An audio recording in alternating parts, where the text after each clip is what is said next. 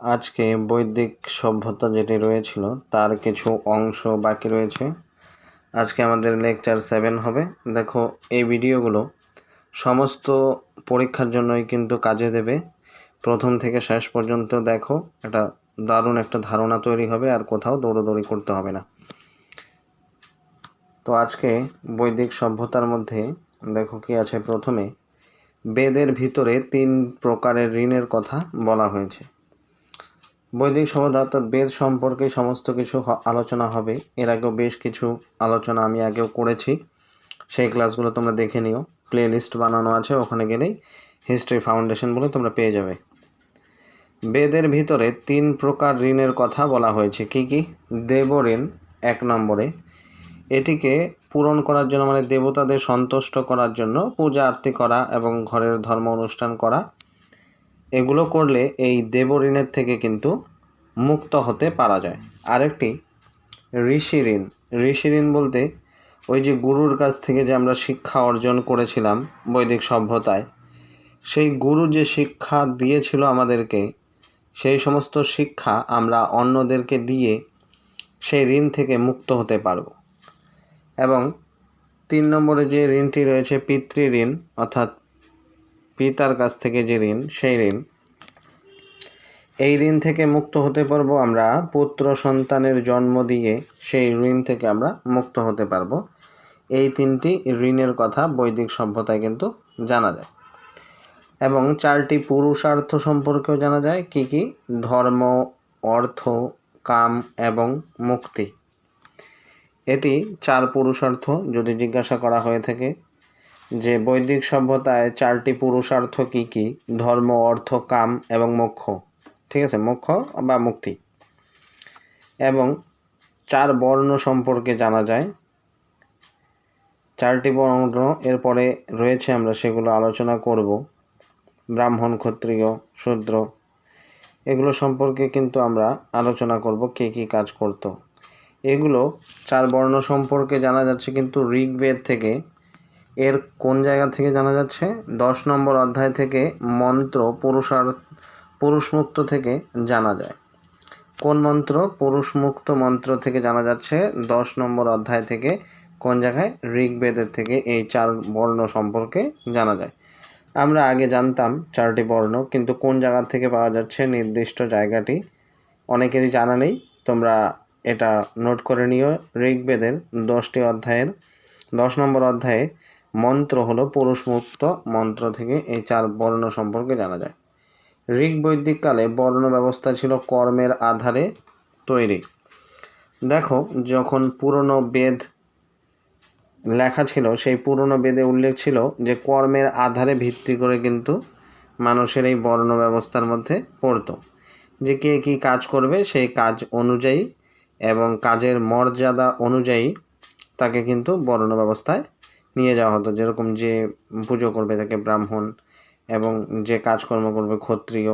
এগুলো সমস্ত কিছু কিন্তু যে কর্মের আধারে, কর্মের ভিত্তিতে যারা পারদর্শী ছিল যে কাজে, সেই কাজের ভিত্তিতে কিন্তু তাদেরকে এই পদমর্যাদা বা বর্ণ ব্যবস্থাতে রাখা হতো। কিন্তু উত্তর বৈদিক কাল বলতে ওই ঋগ্বেদের পরবর্তী সময় যেটি রয়েছে, উত্তর বৈদিক কালে যখন বেদের পরবর্তী সময় আসে, তখন কিন্তু তা হয়ে যায় জন্ম আধারিত। মনে করো জন্ম আধারিত মানে রাজার ছেলে রাজা হবে, এবং যে শ্রমিকের ছেলে শ্রমিকই হবে, রাজার মেয়ে রাজা হবে। এরকম একটা যে প্রবর্তন রয়েছিল, সেই ব্যবস্থাটিকে এখানে বোঝানো হচ্ছে। যে ঋগ বৈদিককালে কিন্তু জন্মের আধারে কর্ম কিন্তু নির্ভর করতো না, বা তার বর্ণ ব্যবস্থা কিন্তু বর্ণের মধ্যে পড়তো না। সে তার কর্ম, সে যেমন কর্ম করবে তাকে সেই বর্ণ ব্যবস্থার মধ্যে রাখা হতো।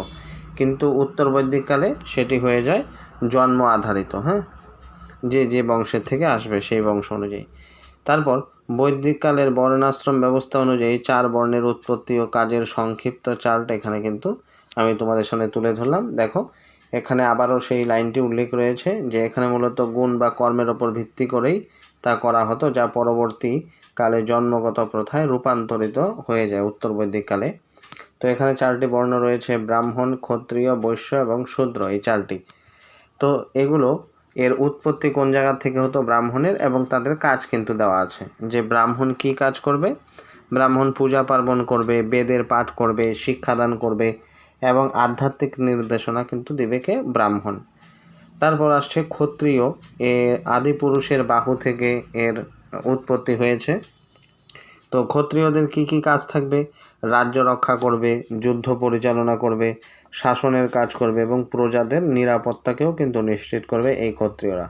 তারপর আছে বৈশ্য। আদি পুরুষের উরু থেকে যার উৎপত্তি হয়েছে, এদের কাজ কি থাকবে? এরা কৃষিকাজ করবে, পশুপালন করবে, ব্যবসা বাণিজ্য করবে ও অর্থনীতির চাকা সচল রাখবে। কারা? এই বৈশ্যরা। তারপর আসছে শূদ্র।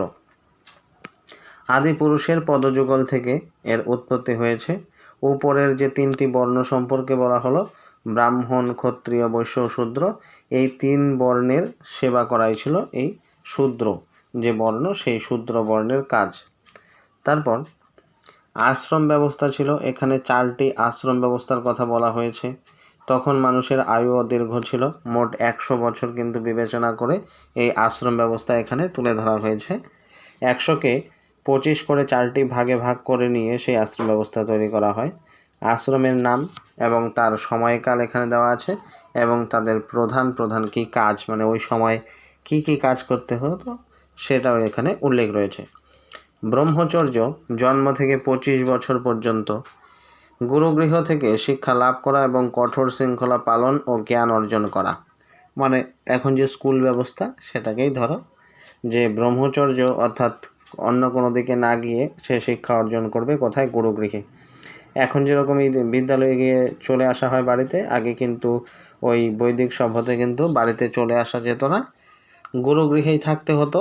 সেখান থেকেই তারপর গুরু যখন শিক্ষা শেষ করতো তারপরে তাকে একটি স্নান দিত, স্নান দিয়ে তাকে সমাজে পাঠিয়ে দিত পড়ে খাওয়ার জন্য এবং সংসার করার জন্য। ওই যে স্নানের যে ব্যবস্থা, সেই স্নানের ব্যবস্থা থেকে আমাদের কিন্তু স্নাতক যে শব্দটি, আমরা অনার্স যেটাকে বলি, সেই স্নাতক শব্দটি কিন্তু এখান থেকে উৎপত্তি হয়েছে। তারপর গার্হস্থ্য রয়েছে, মানে এখানে কি করবে? 26 থেকে 50 বছর বয়সের সময়সীমা।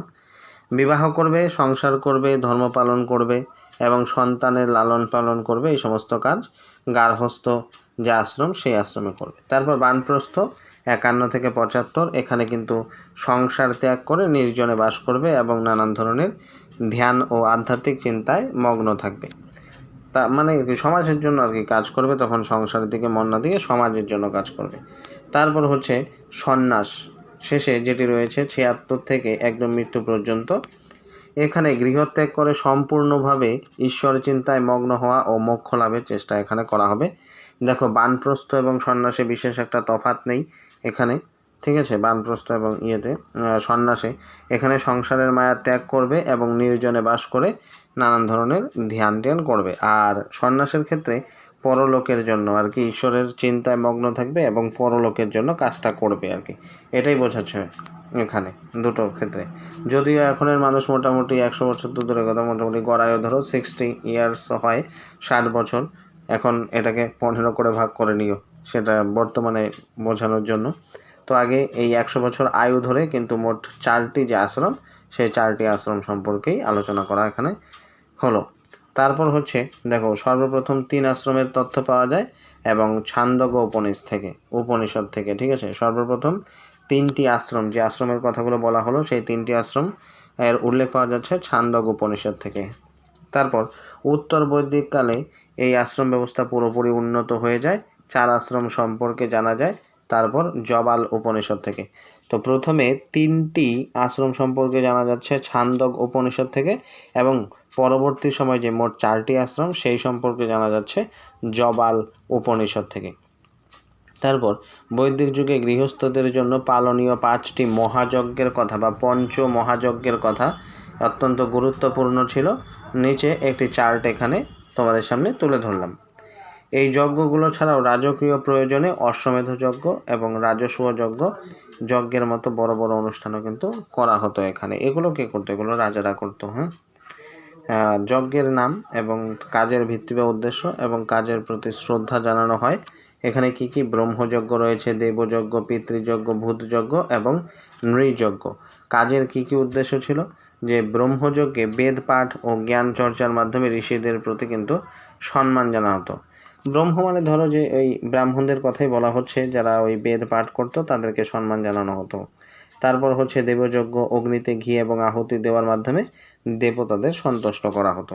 বোঝাই যাচ্ছে যে দেবযজ্ঞতে কি করা হবে, দেবতাদের সন্তুষ্ট করা হবে। পিতৃযজ্ঞে কি করা হবে, তর্পণ ও জল অর্পণের মাধ্যমে পুরুষদের আত্মা, মানে আমাদের যে পূর্বপুরুষ যারা আমাদের জন্ম দিয়ে গেছেন তাদের যে একটা আত্মার শান্তির জন্য একটা যজ্ঞ, সেটাই হচ্ছে পিতৃযজ্ঞ। তারপর হচ্ছে ভূতযজ্ঞ, পশু পাখি কীট পতঙ্গ বা অন্যান্য প্রাণীদের অন্ন দান করা এখানে ভূতযজ্ঞ হিসেবে উঠে এসেছে। তারপর নৃযজ্ঞ বা অতিথিযজ্ঞ যাকে বলা হয়, অতিথিদের সেবা করা এবং ক্ষুধার্তকে অন্ন দান করা, এইগুলো কিন্তু বৈদিক সভ্যতার সময় করা হতো এবং কাদের প্রতি শ্রদ্ধা জানানো হতো দেখে নাও, এগুলো সংক্ষেপে রয়েছে।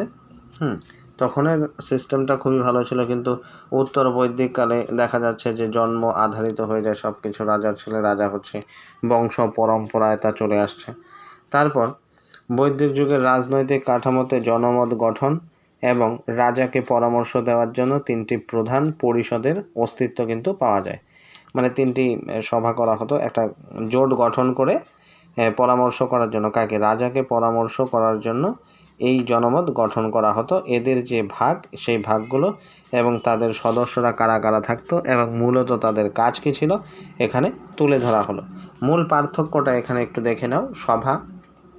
সভা ছিল আধুনিক উচ্চ কক্ষ, মানে আপার হাউস, যে এখন বর্তমানে যদি তুলনা করো যে কোন বিষয়টি, বর্তমানে আপার হাউস যেটি সেটাকে বলা হতো সভা, এবং সমিতি হচ্ছে আধুনিক লোকসভা বা সাধারণ পরিষদকে এর মতো আর কি বোঝানোর জন্য এখানে তুলে ধরা হলো যে কোনটা কেমন ছিল। সভা ছিল আপার হাউসের মতো আর সমিতি ছিল লোকসভা ও সাধারণ পরিষদের মতো। তারপর কি, পরবর্তী বৈদিক যুগে রাজতন্ত্র শক্তিশালী হওয়ার সাথে সাথে এই গণতান্ত্রিক পরিষদগুলোর ক্ষমতা কিন্তু আস্তে আস্তে কমতে থাকে। কখন? পরবর্তী বৈদিক যুগে। আর এই পরিষদের নাম কি ছিল? একটি ছিল সভা, আর একটি ছিল সমিতি, আর একটি হচ্ছে বিদত। এগুলোতে সদস্য বা কারা ছিল? এটি ছিল সমাজের অভিজাত, প্রবীণ এবং জ্ঞানী ব্যক্তিদের নিয়ে গঠিত একটি ছোট পরিষদ। কোনটি? সভাটি মানে অভিজ্ঞ লোকদের নিয়ে একটা সভা করা হচ্ছে, যেখানে অভিজ্ঞ এবং জ্ঞানীগুণী লোক থাকবে, সেটাই কিন্তু সভা। এটি মূলত বিচার বিভাগীয় কাজ পরিচালনা করত এবং নারীরাও এই অধিবেশনে যোগ দিতে পারতেন। দেখো, উল্লেখ থাকবে যে নারীরাও কিন্তু তখন এই সভাতে উপস্থিত থাকতে পারতেন।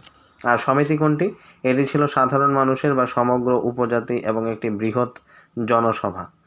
এখানে সমিতির প্রধান কাজ ছিল রাজাকে নির্বাচন করা এবং গুরুত্বপূর্ণ নীতি নির্ধারণ করা। রাজা নিজে সমিতির অধিবেশনে উপস্থিত থাকতেন। সমিতি কোনটি? ধরো যে বড় একটা মিটিং করা হলো, সেই মিটিংয়ের মধ্যে সাধারণ জনগণ উপস্থিত রইলেন এবং সেই উপস্থিত থেকে রাজাকে ভোটের মাধ্যমে সেখানে নির্বাচন করা হতো এবং রাজাও সেখানে উপস্থিত থাকতো। তারপরে হচ্ছে বিদত। এটি ছিল বৈদিক যুগের প্রাচীনতম পরিষদ। এখানে সাধারণ মানুষ ও নারীরাও অংশগ্রহণ করতে পারতেন। তো দেখো, দুটোতেই কিন্তু নারীরা থাকছে। কারা? বিদতেও থাকছে, কিন্তু সভাতেও থাকছে, কিন্তু সমিতিতে কিন্তু কোনো নারীর এখানে নির্দিষ্টভাবে উল্লেখ নেই। এখানে কি বিদতে কি ছিল, কাজ কি ছিল? প্রধান কাজ, এখানে যুদ্ধের লুণ্ঠিত সম্পদ ভাগ করা হতো এবং ধর্মীয় ও সামরিক বিষয় নিয়ে আলোচনা করা হতো। পরবর্তী বৈদিক যুগে এর গুরুত্ব কিন্তু হারিয়ে যায়। তো মোট যে তিনটি জনমত, সেই জনমতের কথা এখানে তুলে ধরা হলো তোমাদের সামনে। এবং কোনটিতে নারীরা থাকতো? দুটোতে থাকতো, সভা এবং বিদতে থাকতো, সমিতিতে কিন্তু কোনো নারী থাকতো না। এখানে উল্লেখ রয়েছে এবং তাদের কি কি কাজ ছিল সেখানে মূল উল্লেখ করা হলো সমস্ত কিছু।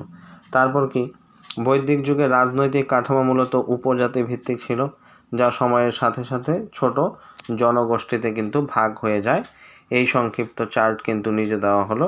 পরবর্তী বৈদিক যুগে এই ছোট জন মিলে জনপদ গঠিত হয়। আমরা এরপর জনপদ সম্পর্কে আলোচনা করব এবং তারপর কি করে ধীরে ধীরে রাজারা আসে এবং সেই জায়গা থেকে আস্তে আস্তে কিভাবে আধুনিক যুগ শুরু হয়ে যায়, সেই জায়গায় কিন্তু আমরা আস্তে আস্তে প্রবেশ করব। কিভাবে জনপদগুলো ছিল, 16 জনপদ সম্পর্কে তোমরা জানো যে 16টি জনপদ, তারপরে সেখান থেকে একটি বড় জনপদ উঠে আসে। এইভাবে আস্তে আস্তে ইতিহাসটা কিন্তু উন্নত হয়। তারপর দেখো, পরবর্তী বৈদিক যুগে এই ছোট ছোট জনপদ মিলে আর কি জনপদ গঠিত হতো এবং রাজার ক্ষমতা ঐশ্বর্য প্রদর্শনের জন্য অশ্বমেধ ও রাজসূয় যজ্ঞের প্রচলন বৃদ্ধি পেতে থাকে। তো রাজনৈতিক বিষয় কী ছিল এবং উল্লেখযোগ্য তথ্য এখানে দেখে নাও। মূল ভিত্তি, ঋগ বৈদিক যুগে রাজনীতি ছিল গোত্র বা বংশভিত্তিক। সবচেয়ে ছোট একটি ছিল কুল বা পরিবার এবং এর প্রধান বা একক ছিল জন অর্থাৎ উপজাতি। একটি পরিবার তার বড় যেটি প্রধান তাকে বলা হতো জন বা উপজাতি। তারপর ছিল শাসক বা রাজন ছিল, ঠিক আছে। প্রধানকে বলা হতো রাজন বা রাজা। যে প্রধান থাকতো সেই জনমতের তাকে বলা হতো রাজন বা রাজা। তিনি ছিলেন মূলত সামরিক নেতা, অর্থাৎ যুদ্ধের ক্ষেত্রে প্রথম দিকে পদটি বংশগত ছিল না, পরে তা শক্তিশালী হয়ে ওঠে। প্রথমে পদটি কিন্তু বংশগত ছিল না, পরে আস্তে আস্তে সেটি শক্তিশালী হয়ে ওঠে। পরিষদ বা সভা সমিতি, রাজাকে নিয়ন্ত্রণে রাখার জন্য দুটি গণতান্ত্রিক পরিষদ, একটি হলো সভা আর একটি হলো সমিতি। কি করা হতো এখানে? গঠন করা হতো। সভা প্রবীণদের নিয়ে করা হতো এবং সমিতি সাধারণ মানুষদের নিয়ে করা হতো। এটা আগে আলোচনা করেছি আগের স্লাইডে। রাজস্ব ব্যবস্থা বা বলি কী ছিল? প্রজারা রাজাকে স্বেচ্ছায় যে কর বা উপহার দিত তাকে বলা হতো বলি।